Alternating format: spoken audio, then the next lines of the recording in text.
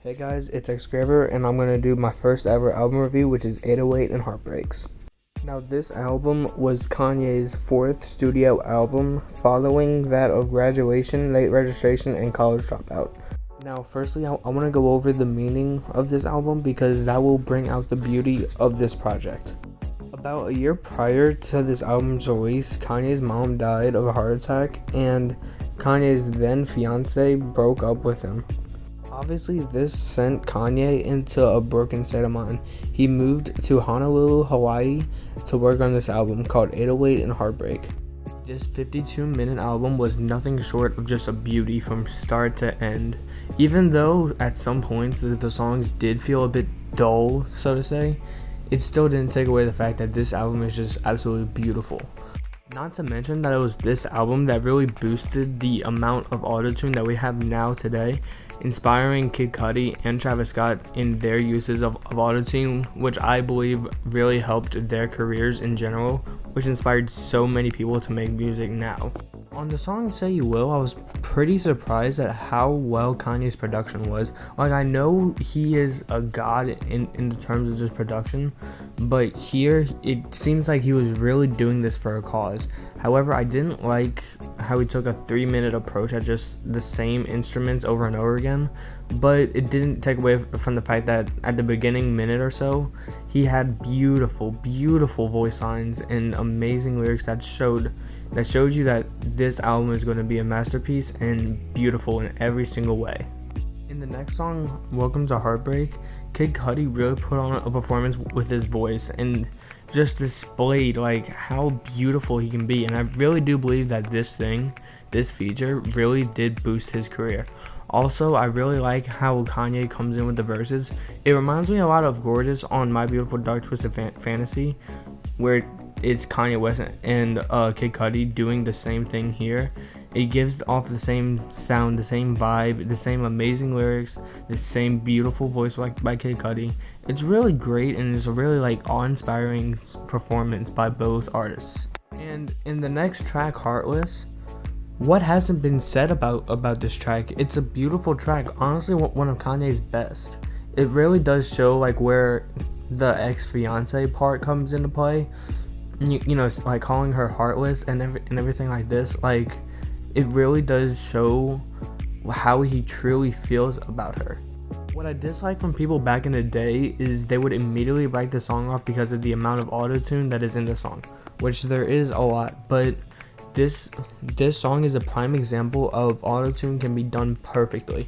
Autotune is a tool and an instrument, and Kanye used this to its max, to its extreme, and to its best performance throughout all of this album, including that in Graduation too. He did the same exact thing, which I really do think that this is beautiful because in 2008, autotune wasn't big. It wasn't something that everybody used. It was a new tool. So for him to be able to use it this effectively and this good really just blows me away and shows that Kanye West is always ahead of his time. In the song Amazing, you can really see where the inspiration of Kid Cudi really came in. I was looking at the Man on the Moon vinyl the entire time I was listening to the song, just because it was so reminiscent of Kid Cudi and how he sings and does his music. You could really see that this is where Kid Cudi got his inspiration from. And to say that is the only thing that this song has going for it is just an understatement, to say the least. The beat is amazing. I was bobbing my head the entire time. And Kanye West's vocals, and once again his ability to use the autotune so effectively, it really just displays how good Kanye is as a producer, which is when people kind of underestimate Kanye because they think he's just an amazing rapper, when in reality he's a much better producer than he is rapper. I mean, look at every single album he's had. You can see how ahead of his time he is in every single one. It's consistent, besides Jesus is King, but that's another story. The next song, Love Lockdown, I can't lie, I forgot this track even existed. I had to go back and listen to it to remember how the song went. It's a good song. The chorus is really good.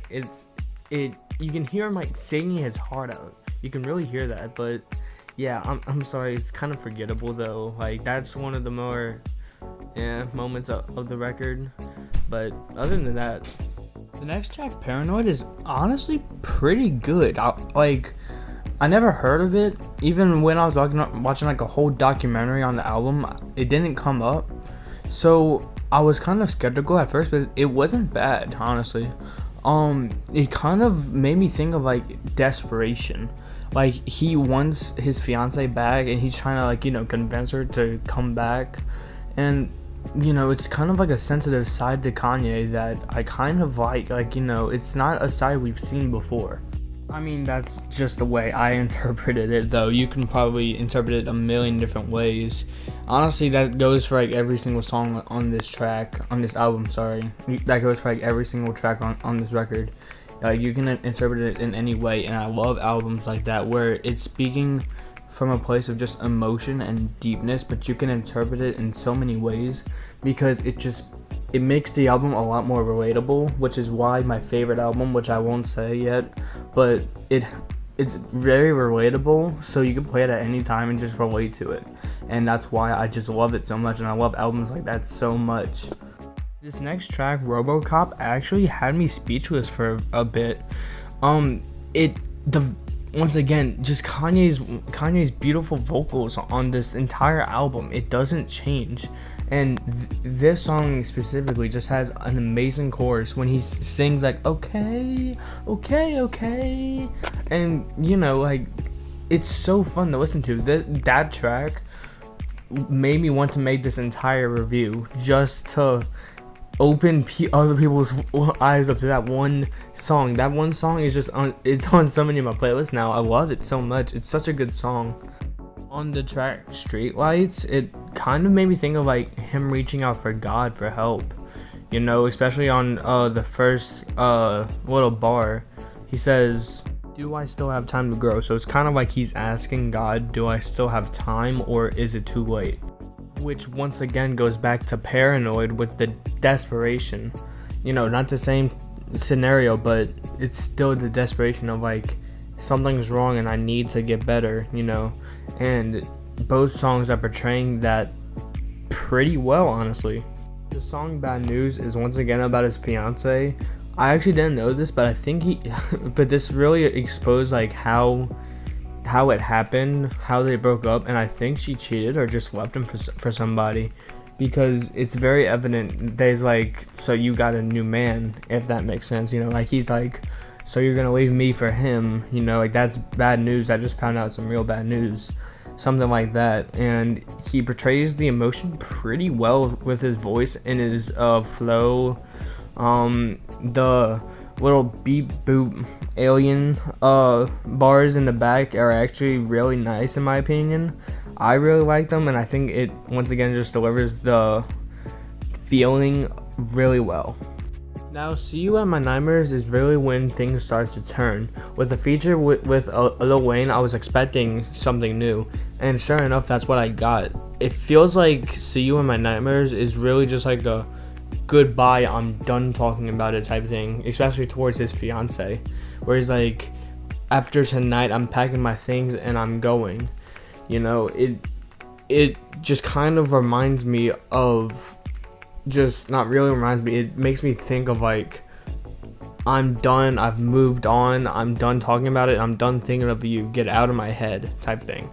Coldest Winter is the next track, and it's another song that I just think Kanye's amazing vocals, I can't give justice to them. It really just drives the message into your head that, just emotion, and especially with this one, I think talking about his mother and his mother's passing, it really just shows you who Kanye truly is, and like it just exposes a part of Kanye that we've never seen before, and that we're probably never gonna see again. Even with Donda, we're just never going to be able to see Kanye at that point again, which is good, obviously. This is Kanye at his lowest, but it's also it's surprising what this album is showing to us. Do you understand what I'm saying? Now, Pinocchio's story. I am so glad that this is the final track on the album, because this is a perfect, honestly, I think that this is the best album ending I've ever heard. That beats Are We Still Friends by Igor. That beats what else? What else was really good? I can't really think of any off the top of my head, but it really beats anything. You know, the story, it tells a story. The track itself just tells an amazing story. So let me break it down. So throughout Pinocchio's story, I will not be playing it for copyright reasons, but you can hear distant voices of the crowd. You know, this song was performed at a live stadium, and they're all screaming, chanting, you know, they're all loving the performance. But the song shouldn't really be chanted and all that stuff. It really shouldn't be yelled and, you know, yeah, woohoo type thing. It's a really sad thing that it's drowned out by the crowd, but that's the entire point. Throughout Pinocchio's story, he keeps on bringing up the fact that, like, he wants to feel like a real boy. He wants to, he's tired of this publicity. He's tired of being looked at as, oh look, it's Kanye, you know, it's somebody, it's just a source of entertainment. But he just wants to be a real person. He just wants to be somebody like me and you know, and that's just something that, you know, you can only dream of relating to. And it brought tears to my eyes to just hear he's crying out for help, and he's screaming, like, not really screaming, but he's singing his heart out. And, you know, he's like, I just want to be a real boy too, you know, I want to be a regular person. And the crowd is just like, you know, going crazy. They're not really listening to what he's saying. Kind of reminds me of Hey Ya from Outkast, where it's like, you know, oh, y'all don't want to hear me, y'all just want to dance, you know. And, you know, same thing here. Y'all, it's like the people don't want to hear him. They won't care if he's going through something. And he's once again displaying how he's so ahead of his time. Because if you look nowadays, the stuff that he's going through right now with Kim and Pete Davidson and Donda and his bipolar and everything that's going on right now, and how he's still looked at as just like a joke. And when he had a mental breakdown on stage, people were just laughing at him, if that makes sense. And it's showing, like, Kanye isn't really viewed as a person anymore, and that's with almost any celebrity, you know. And you don't know, like, what they're going through. And I think Pinocchio's story just really tells that story beautifully. If you're not going to listen to this album, at least listen to Pinocchio's story, because it just paints a beautiful picture of, like, almost the life of a celebrity and how they just wish that they were just a regular person. So with all of that out of the way, I want to go over the entire album as a whole. Kanye stayed very, very consistent with the amount of just emotion and really futuristic type beats for his time. So he's very ahead of his time.